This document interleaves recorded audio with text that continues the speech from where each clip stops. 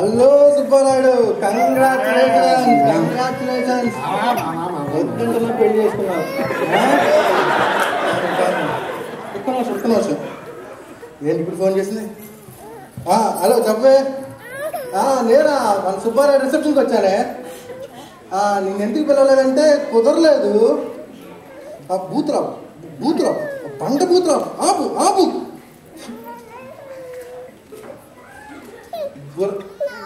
బుర్రన్నాడు వాడు పెళ్లి చేసుకోకూడదండి. పెళ్ళి అంటే ఒక దెయ్యం. అరే సుబ్బారాయుడు, నీకు విషయం తెలుసా? ఇప్పుడు రా. ఆ దేవుడు మన మగవాళ్ళు సంతోషంగా సుఖంగా తిరుగుతూ ఉంటే చూసి తట్టుకోలేక ఇదిగో ఇట్లాంటి ఆడాలు ముట్టించాడు రా. వాళ్ళకి మనకి పెళ్ళంట. పెళ్ళంటే కయ్యం, పెళ్ళం అంటే దెయ్యం. No friends, no parties, nothing, no rapping. అరే సుబ్బారాయుడు, నువ్వు సంకలాగిపోతావురా.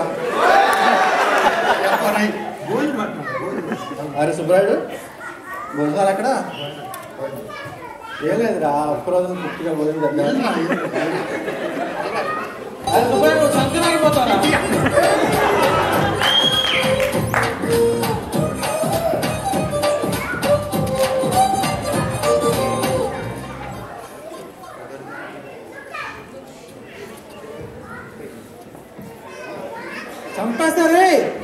చంపేస్తా ఆగరే.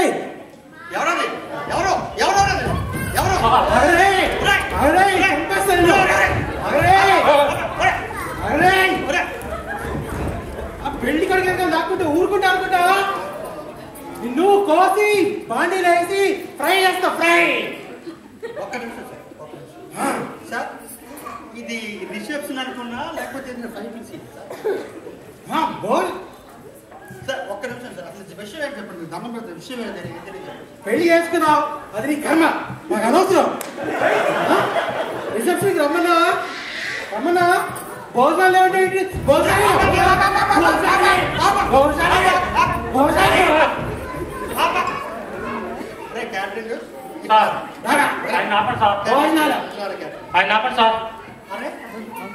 అరే మరి ఎంతమంది భోజనాలు చెప్పారు? 1000 మంది చెప్పారు సార్. అరే 1000 మంది భోజనాలు చెప్తే ఇక్కడ 200 మంది కూడా రాలేదు. అప్పుడు భోజనాలు ఎప్పుడు పెట్టా? నేను ఇంకా 500 ఎక్స్ట్రా కూడా చెప్పాను సార్. 500 ఎక్స్ట్రా కూడా అయిపోయా? అవి కూడా అయిపోయాయి సార్. మరి 8 లారీల మంది జనాలు తీసుకొచ్చాడు సార్. 8 లారీల మంది జనాలు తీసుకొచ్చాడా? అదిగోండి అక్కడ సార్. 8 లారీల మంది జనాలు తీసుకొచ్చాడు. ఇన్విటేషన్ ఏంటా సార్? ఏంటా సార్?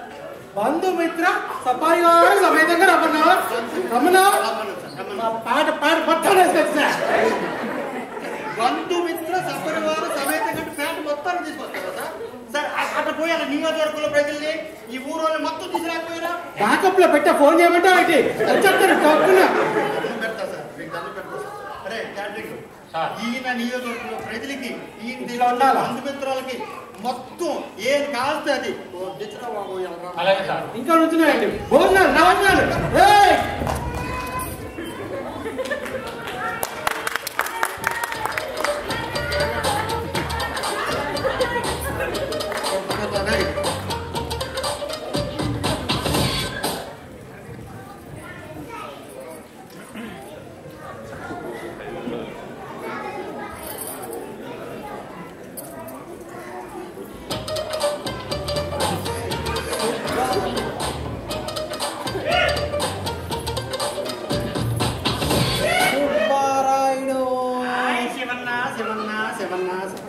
Happy married life.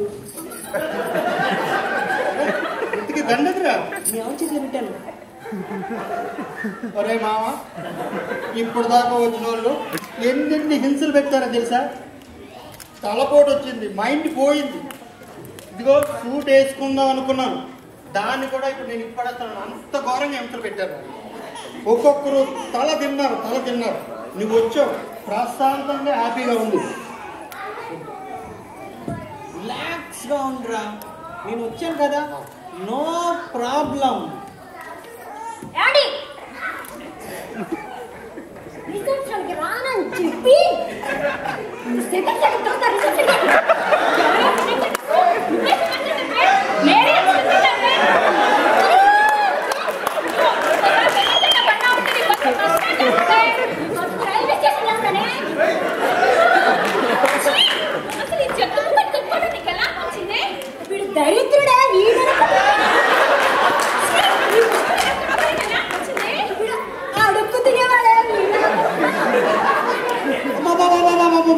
ఆపండి, కనీసం ఈ కోటుకైనా వాల్యూ ఇవ్వండి.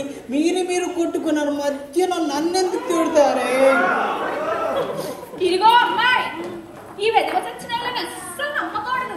మీ ఆయన కూడా ఇలా సెకండ్ సెటప్ పడతారేమో చూసుకో. ఎందుకు అలా అంటున్నారు? ఎందుకంటే దాని నుంచి ఆ పులి చంపేంత చూసేస్తున్నాడు. ఏంటి అదే రిసెప్షన్ వచ్చే వాళ్ళందరూ ఇంటి కదా చంపేస్తారు. ఏమండి పని చెప్తా.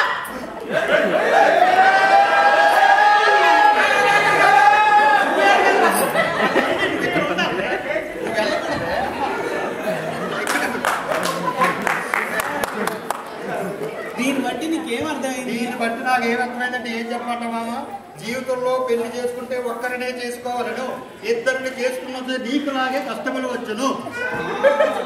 అర్థమైందా? ఇద్దరు పిల్లలతో గొడవ వచ్చిందనుకో, రిలాక్స్ అవడానికి మూడో పిల్ల ఉంటే సూపర్. ఇద్దరు పిల్లలు పోయినా